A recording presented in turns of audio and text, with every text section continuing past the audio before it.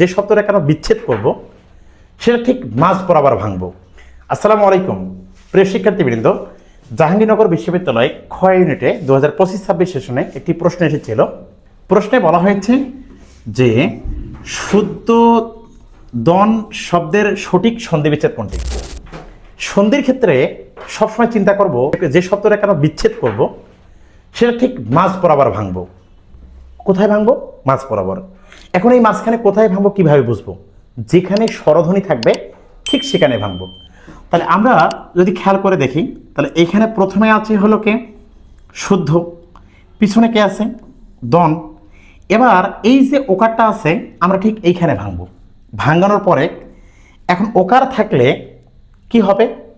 শুদ্ধ, এটা একটা মিনিংফুল শব্দ, এটা চেঞ্জ করার কোনো সুযোগ নেই। এখন এইখানে কি হবে? যেহেতু এখানে ওকার ছিল, এখানে ওটা চলে যাবে। তাহলে রাইট অ্যান্সার হচ্ছে শুদ্ধ যোগ উদান। তাহলে রাইট অ্যান্সার কোথায় আছে? অপশন ক, রাইট অ্যান্সার।